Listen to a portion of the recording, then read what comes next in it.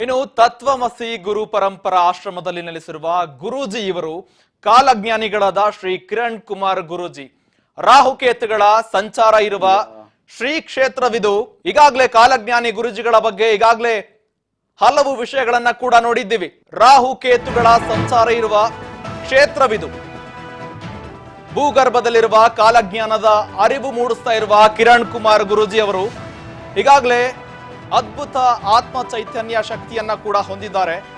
ಕಾಲಜ್ಞಾನದ ಮುಖಾಂತರವಾಗಿ ಈಗಾಗಲೇ ಹಲವು ಭವಿಷ್ಯಗಳನ್ನ ಕೂಡ ನುಡಿದಿದ್ದಾರೆ. ಅದಕ್ಕೆ ಸಂಬಂಧಪಟ್ಟಂತೆ ಕಾಲಜ್ಞಾನಿ ಗುರೂಜಿ ಅವರು ಈಗಾಗಲೇ ಅನೇಕ ವಿಚಾರಗಳನ್ನ ಕೂಡ ಹೇಳಿಕೆ ಕೊಟ್ಟಿದ್ರು.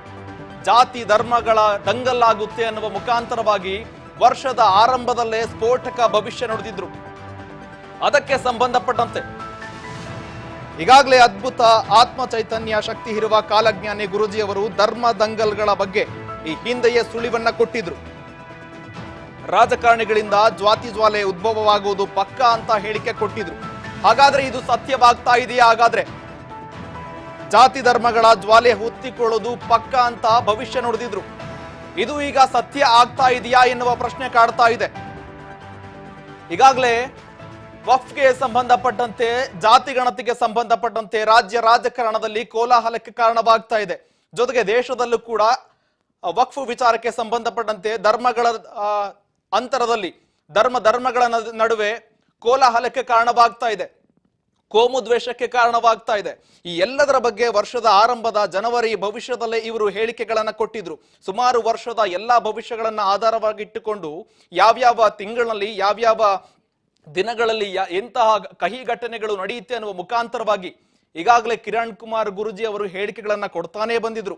ಅದಕ್ಕೆ ಸಂಬಂಧಪಟ್ಟಂತೆ ಧರ್ಮಗಳ ನಡುವೆ ವಾಗ್ವಾದವಾಗುತ್ತೆ, ಧರ್ಮಗಳ ನಡುವೆ ವಿವಾದವಾಗುತ್ತೆ ಎನ್ನುವ ಮುಖಾಂತರವಾಗಿ ಹೇಳಿಕೆ ಕೊಟ್ಟಿದ್ರು.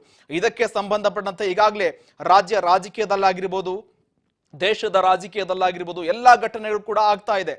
ಜೊತೆಗೆ ಇವರು ರಾಜ್ಯಕ್ಕೆ ಸಂಬಂಧಪಟ್ಟಂತೆ ಅಲ್ಲದೆ ಆಗಿರ್ಬೋದು, ದೇಶದ ಸಂಬಂಧಪಟ್ಟಂತೆ ಅಲ್ಲದೆ ಆಗಿರ್ಬೋದು, ಎಲ್ಲಾ ವಿಷಯಗಳನ್ನು ಕೂಡ ರಿಯಾಕ್ಟ್ ಮಾಡ್ತಾನೆ ಬಂದಿದ್ದಾರೆ. ಜೊತೆಗೆ ಅಂತಾರಾಷ್ಟ್ರೀಯ ವಿಚಾರಗಳನ್ನು ಕೂಡ ಪ್ರಸ್ತಾಪನೆ ತೆಗೆದುಕೊಂಡು ಅದಕ್ಕೆ ಸಂಬಂಧಪಟ್ಟಂತ ಹೇಳಿಕೆಗಳನ್ನ ಕೂಡ ಕೊಡ್ತಾನೆ ಬಂದಿದ್ರು.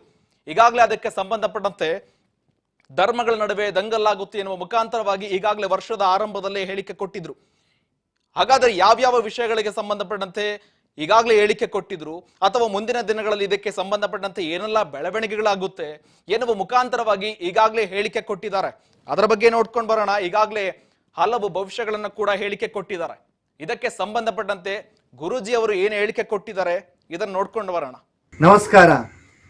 ನಾನು ಇವತ್ತಿನ ವಿಶೇಷ ಸಂಚಿಕೆಯಲ್ಲಿ ಏನು ಹೇಳಕ್ಕೆ ಇಷ್ಟಪಡ್ತಾ ಇದ್ದೇನೆ ಅಂತಂದರೆ, ಈ ಹಿಂದೆ ಅಂದರೆ ಜಾನ್ವರಿಯಲ್ಲಿ ಹೊಸ ವರ್ಷದ ಒಂದು ಪ್ರಿಡಿಕ್ಷನಲ್ಲಿ ನಾವೊಂದು ವಿಶೇಷವಾದಂಥ ಭವಿಷ್ಯವಾಣಿ ನೋಡಿದ್ದೀವಿ. ಅದೇನಪ್ಪ ಅಂತಂದರೆ, ಕೆಲವೊಬ್ಬರು ರಾಜಕೀಯ ನೇತಾಗಳು, ಇದೇ ವರ್ಡ್ ಹೇಳಿದ್ದೆ ಅದನ್ನು ಮತ್ತೆ ರಿಪೀಟ್ ಮಾಡ್ತಿದ್ದೀನಿ, ತಮ್ಮ ಬೇಳೆಯನ್ನು ಬೇಯಿಸ್ಕೊಳ್ಳೋಕ್ಕೋಸ್ಕರ ಜಾತಿಗಳ ಮಧ್ಯದಲ್ಲಿ ಕಲಹ ತಂದಿಡ್ತಾರೆ, ಜಾತಿ ಧರ್ಮ ದಂಗ ತಂದಿಡ್ತಾರೆ, ಜಾತಿ ಜ್ವಾಲೆ ಹಚ್ಚಿಡ್ತಾರೆ ಅಂತ ನಾನು ಸ್ಪಷ್ಟವಾಗಿ ಹೇಳಿದ್ದೀನಿ. ಸೊ ಈಗ ನೋಡ್ಬೋದು, ಕಳೆದ ಒಂದು ತಿಂಗಳಿಂದ ನಾವೆಲ್ಲ ಚಾನಲ್ನಲ್ಲಿ ಇಡೀ ಕರ್ನಾಟಕ ಒಂದೇ ಅಂತಲ್ಲ ದೇಶದಾದ್ಯಂತ ಈ ಒಂದು ಜಾತಿ ನಿಮಿತ್ತವಾದಂತಹ ಜ್ವಾಲೆ ಏನಿದೆಯಲ್ಲ, ಇಡೀ ಕರ್ನಾಟಕ ತುಂಬ ಎಲ್ಲ ಚಾನಲಲ್ಲಿ ಕೂಡ ಇದೇ ಬರ್ತಾ ಇದೆ. ಅಂದರೆ ಜಾತಿ ಗಣತಿ ಬಗ್ಗೆನೇ ಎಲ್ಲ ಕಡೆಯೂ ಕೂಡ ಪ್ರಚಾರ ಆಗ್ತಾ ಇದೆ, ಎಲ್ಲೆಲ್ಲ ಒಂದು ಟಿ ವಿ ಮಾಧ್ಯಮದಲ್ಲಿ ಕೂಡ ಪ್ರಸಾರವಾಗ್ತದೆ. ಇದನ್ನು ನಾವು ಜಾನ್ವರಿಯಲ್ಲಿ ಕೂಡ ನೋಡಿದ್ವಿ, ಕ್ಲಿಯರ್ ಆಗಿ ಇದನ್ನು ನೋಡಿದ್ವಿ. ಸೊ ಅದ್ರ ತಕ್ಕಂತೆ ಇವಾಗ ಅದು ನಡೀತಾ ಇದೆ. ಇದನ್ನು ಎರಡನೇ ಕಾನ್ಸೆಪ್ಟ್ ನಾನು ಇಲ್ಲಿ ಏನು ಹೇಳೋಕ್ಕೆ ಇಷ್ಟಪಡ್ತಿದ್ದೀನಿ ಅಂತಂದರೆ, ನಮ್ಮ ಒಂದು ಶಂಕರ ನ್ಯೂಸ್ಗೆ ಇವಾಗ ಕರೆಕ್ಟಾಗಿ 1 ಲಕ್ಷ ಸಬ್ಸ್ಕ್ರೈಬರ್ ಆದರು.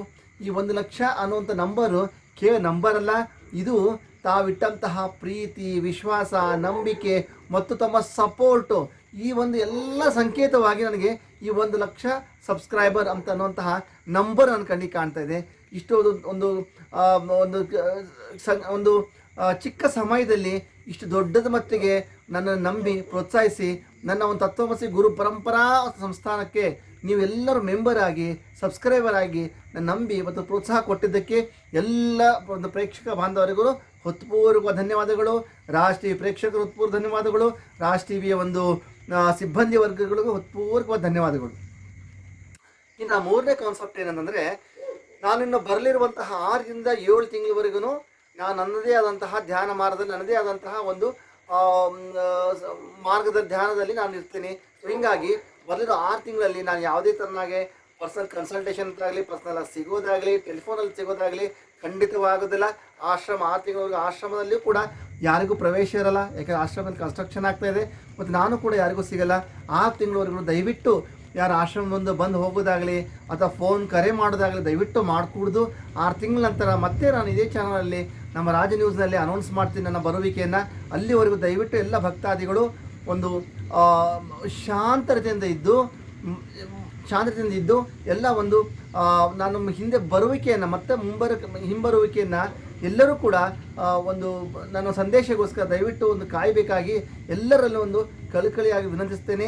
ದಯವಿಟ್ಟು ಯಾವುದೇ ಥರ ಆಶ್ರಮದ ಮುಂದೆ ಬಂದು ಗಲಾಟೆ ಮಾಡೋದಾಗಲಿ ಅಥವಾ ಫೋನಲ್ಲಿ ಮಾಡೋದಾಗಲಿ, ಮೆಸೇಜ್ ಮಾಡೋದಾಗಲಿ ದಯವಿಟ್ಟು ಮಾಡಿಕೊಡ್ದು. 6 ತಿಂಗಳ ನಂತರ ಮತ್ತೆ ನಾನೇ ಇಂಟಿಮೇಷನ್ ಮಾಡ್ತೀನಿ.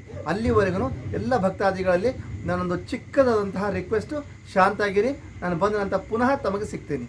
ಇಷ್ಟೇ ಹೇಳುತ್ತಾ ಇವತ್ತಿನ ಕಿರುಸಂಚಿಗೆ ಅಲ್ಪ ವಿರಾಮ ಮಾಡ್ತಾ ಇದ್ದೀನಿ. ಸರ್ವೇ ಜನಾಃ ಸುಖಿನೋ ಭವಂತು.